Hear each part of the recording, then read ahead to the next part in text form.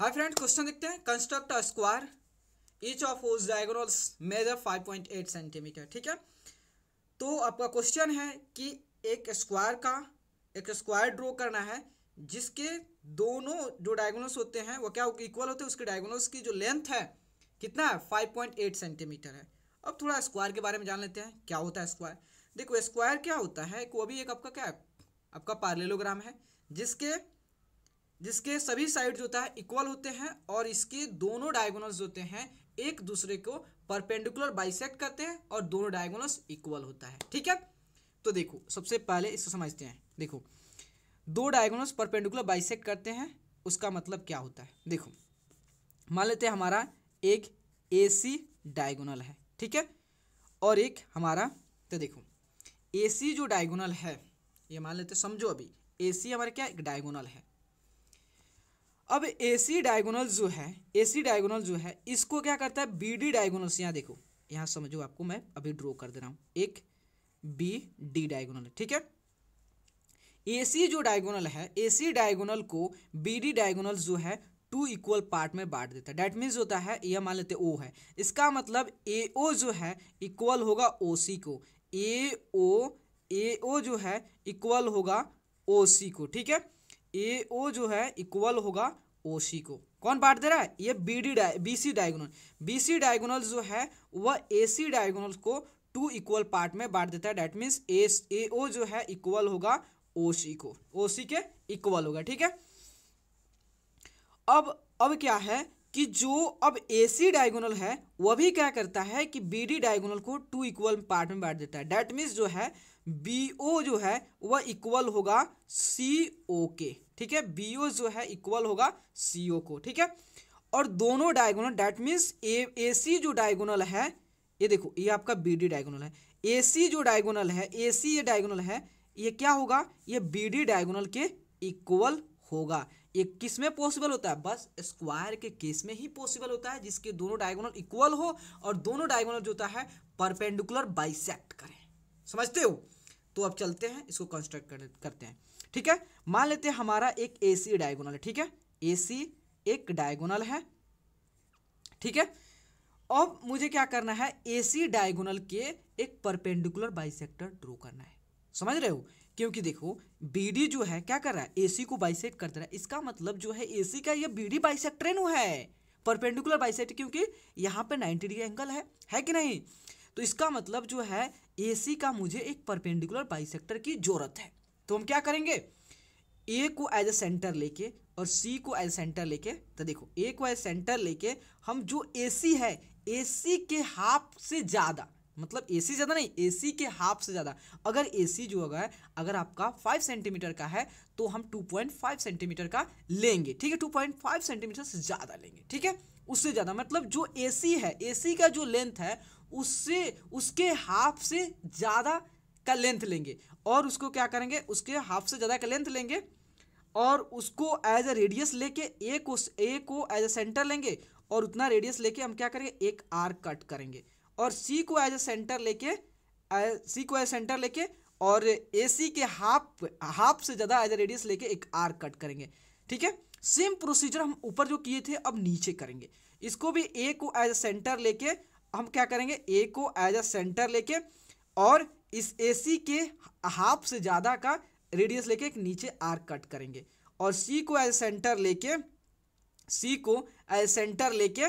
और AC के half के आधा से ज़्यादा लेके हम क्या करेंगे, एक यहाँ पे भी सेम रेडियस का आर्क कट करेंगे।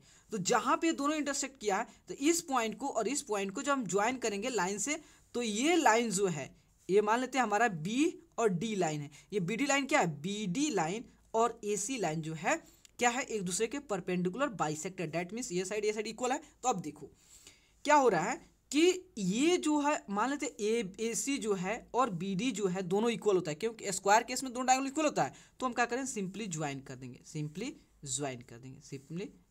देंगे। देखो ये हमारा क्या था, रफ स्केच था। अब इसका ओरिजिनल फॉर्म बनाएंगे, उसने डायग्राम बनाएंगे पूरी एक्यूरेट वैल्यू के साथ। ये था हमारा रफ स्केच था।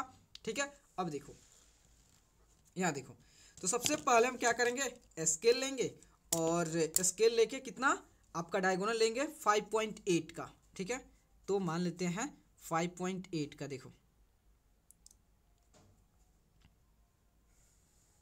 5 हो गया 5.8 का, ठीक है।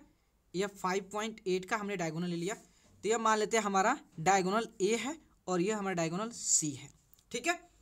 तो हम मुझे क्या करना है, एक और डायगोनल परपेंडिकुलर डायगोनल ड्रॉ करना है, तो मतलब AC का वह परपेंडिकुलर बाइसेक्टर होगा। तो हम क्या करेंगे, AC के हाफ के, जो AC है AC के हाफ के थोड़ा सा ज़्यादा ले लेंगे, ठीक है। AC के हाफ से ज़्यादा लेंगे, मान लेते हैं देखो यह इतना है, इतना हम मान लेते इतना लेते हैं, ठीक है, ठीक है, समझ रहे हो। अब क्या करेंगे, ए को एज अ सेंटर लेके, ए को एज अ सेंटर लेके अब AC के हाफ के आधा से ज़्यादा हम क्या करें, AC के हाफ के ज़्यादा एज रेडियस लेके एक आर्क कट करेंगे, और इधर से भी क्या करें, सेम रेडियस का एक आर्क कट करेंगे, ठीक है। जो ऊपर किया था अब नीचे भी वही प्रोसीजर हम अपनाएंगे, ठीक है। तो ए को अगेन इस सेंटर लेके नीचे भी आर्क कट करेंगे, ठीक है।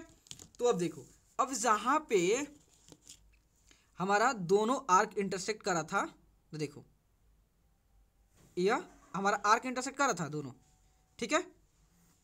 तो देखो अब हमारा देखो, आप जानते हो कि दोनों डायगोनल्स क्या होता है, इक्वल होता है, और डायगोनल्स एक दूसरे को परपेंडिकुलर बाइसेक्ट करते हैं। इसका मतलब ये सभी 90 डिग्री होगा, ठीक है। तो इसका मतलब मान लेते हो वो पॉइंट हो गया, डेट मीन्स OA जो है जितना होगा उतना ही जो है OA की जो लेंथ होगा, देखो ये हमारा क्या हो गया, देखो OA और OC इक्वल होगा कितना के, आपका 5.9 के हाफ के, ये भी 5.9 के हाफ के, डेट मीन्स ये आपका 2.9 हो गया, ये भी 2.9 हो गया, ये भी कितना होगा 2.9। तो यहाँ से हम क्या करते हैं 2.9, तो देखो इस लेंथ को हम क्या करते हैं यहाँ पे मेजर करते हैं, 2.9 ना चाहिए, तो यहाँ से हम मेजर कर रहे हैं 2.9 हो गया।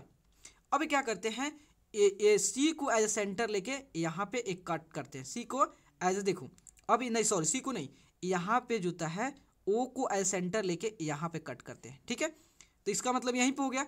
अब इसको भी नीचे वहीं पे कट करते, इसका मतलब देखो ये कहाँ पे जा रहा है, रुक जाओ, ठीक है, ठीक है। तो देखो यह हमारा यहाँ पे कट हुआ, देखो यह हमारा यहाँ पे कट हुआ, ठीक है। यह हमारा यह यहाँ पे यह पॉइंट क्या है हमारा, मान लेते हैं B है, और यह हमारा D है, ठीक है। तो देखो जो AB लाइन है, देखो यहाँ पे देखो, ये आप देखो समझो, ये आपका क्या है, दो डायगोनल है, दोनों डायगोनल क्या करते हैं, एक दूसरे को परपेंडिकुलर बाइसेक्ट करता है, तो बाइसेक्ट कर दिया, तो लेकिन दोनों डायगोनल्स इक्वल है, तो ये भी जितना होगा ये भी उतना होगा, ये भी उतना ही होगा, ये भी उतना ही होगा, 2.9 सभी होगा, सभी डायगोनल इक्वल पार्ट में अपने आप को डिवाइड कर दिया।